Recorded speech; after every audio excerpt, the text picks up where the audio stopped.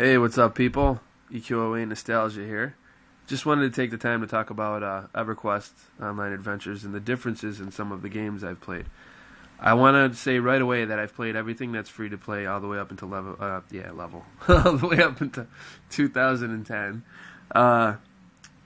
So I've played a lot of the free ones like Runes of Magic. I haven't played Wizard 101. I mean, I tried a lot of them. Basically all of them. Eyelids. I liked Eyelids for a little while. That one was pretty cool.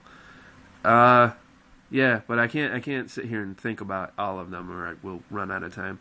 So yeah, this is the best. Okay, this one here I thought was an awesome expansion. I thought they did a really good job with it, except for the robes.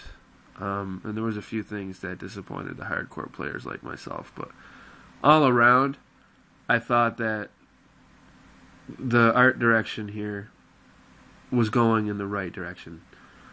I liked it. And if you look at it, it kind of reminds you of World of Warcraft, because all the people that say, you know, this is a WoW clone, that's a WoW clone, they don't understand because they never played EverQuest and they don't get it. Your game ripped off my game. Sorry. And, you know, that sounds childish, and that's why I don't say it. But if you want to really get down to it, you want to point fingers and shit, World of Warcraft definitely ripped off EQOA. Because this was one of the first games that had that action feel to it. Most of them were kind of turn-based, slow kind of games. And this was the first one that got the spark of combat right, and that feeling, because they had to. What they wanted to do when they came out with this game is make it feel more action-like and kind of water down some of the hardcoreness. And I think that was a good thing. A lot of the older players obviously are totally pissed at me right now, but I couldn't stand, you know, dying in EverQuest and you have to go get your body. And so I didn't play it for very long. And that's not fun to me. If I get my epic done, I don't know if it's EverQuest epic quests or anything like this, but I don't want to run my 49 epic more than once. I'm good on that. Especially the 60 epics. You die with a 60 epic on you, wow. Someone loots it and it's gone, and then guess what? There goes my subscription, because I'm never playing that game again. So no, it might be hardcore and everything. You call me a noob all you want, but that's not fun to me. And I'm going to go on to say Final Fantasy XI wasn't fun to me for one of the same reasons. You de-leveled, and it just...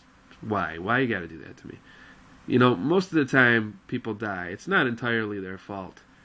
You'll end up with a stupid-ass group that doesn't know what they're doing. Or you'll end up with trains or some griefer. And that stuff happens a lot. The debt in the EverQuest, I dealt with it. I learned to deal with it.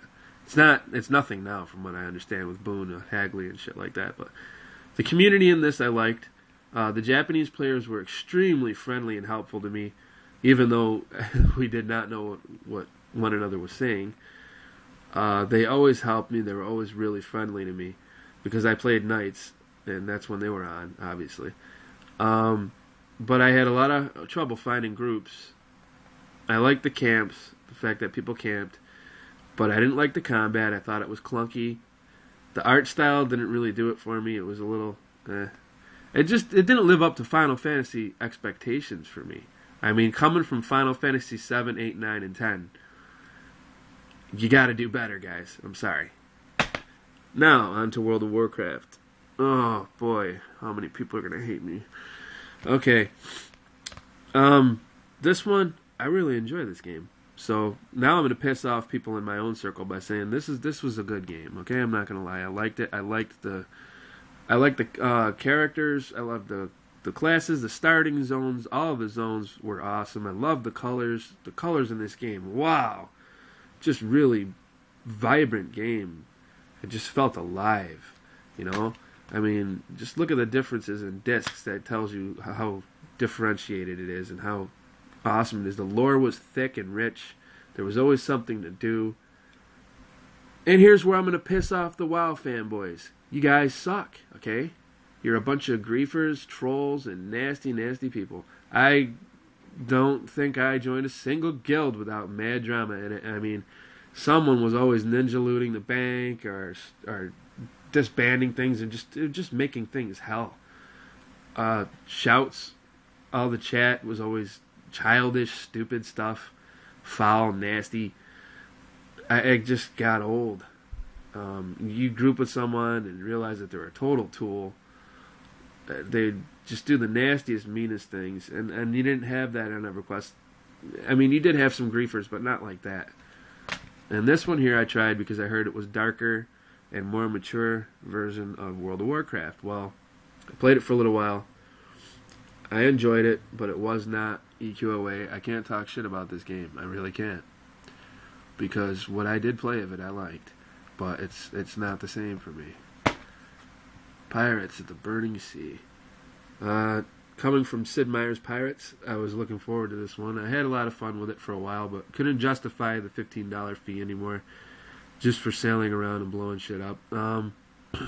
It just kind of got old to me, I guess. The guilds in it were pretty nice, I think. If I remember right, yeah, I had a good guild. They were really helpful. They helped me do a lot of things. So, you know, if you're into that whole nautical thing, check this out, because this was pretty good. And next, I'm going to go to this. Sorry, this game sucks. It was fun for a week after I ran into a building and killed the same frickin' enemies like a million times over and over again. And you realize after a while that, well, this is my costume, and it doesn't really matter what level I am. This is my costume. I don't have an epic in my hand. I don't have an awesome frickin' armor set. It is what it is. It's cool that it allows you to be creative and customized. That's awesome. But you didn't loot a robe, put it on, and have everybody go, oh man, where'd you get that robe? I got it up here. Why, you want to go farm it for like 5 days? It didn't happen. So, yeah, this one, Champions and DC Universe. I haven't played DC Universe, to be fair, but I'm going to go ahead and say that I'm not going to play it anyways, because if it's anything like this, I'm not into that. I'm sorry. I like fantasy games with gnomes and dwarves and shit like that. So, well, there you have it.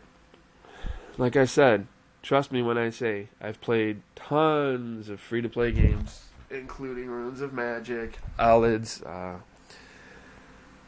I can't sit here and think on it. Like I said, there's just too many. I've played too many. But take my word for it, this is still the best. Still the best game. And if you haven't played it, go get it. Check it out. You're not going to want to get this disc, okay? I don't want to throw you off.